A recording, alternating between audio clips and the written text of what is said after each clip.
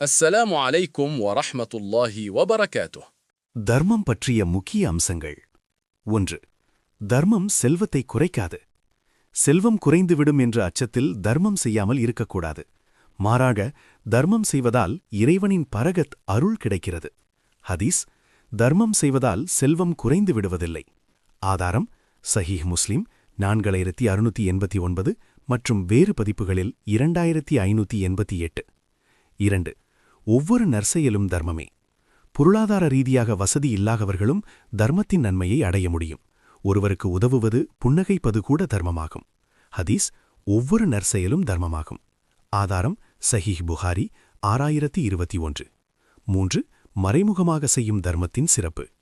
புகழுக்காக அல்லாமல் இறைவனுக்காக ரகசியமாக செய்யப்படும் தர்மத்திற்கு மறுமையில் பெரும் அந்தஸ்து உண்டு.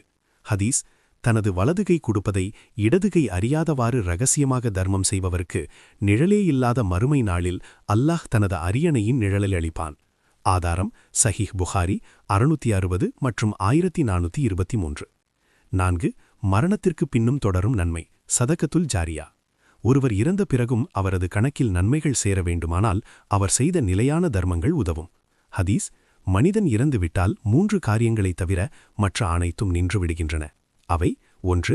நிலையான தர்மம், சதகத்துல் ஜாரியா. 2. பிறருக்கு பயன் தரும் கல்வி. 3. அவருக்காக பிரார்த்தனை செய்யும் நல்ல பிள்ளை. ஆதாரம்: சஹீஹ் முஸ்லிம் 1631. 5. நரக நெருப்பிலிருந்து காக்கும் தர்மம். தர்மம் என்பது ஒரு கேடயம் போன்றது. அது நரக வேதனையிலிருந்து மனிதனை பாதுகாக்கிறது. ஹதீஸ்: பேரிச்சம்பழத்தின் ஒரு துண்டையாவது தர்மம் செய்து நரகத்திலிருந்து உங்களை காத்துக்கொள்ளுங்கள். அதுவும் இல்லையெனில் இனிய சொல்லால் காத்துக்கொள்ளுங்கள். ஆதாரம்: சஹீஹ் புகாரி 1417 மற்றும் 3595. 6. பாவங்களை அழிக்கும் தர்மம்.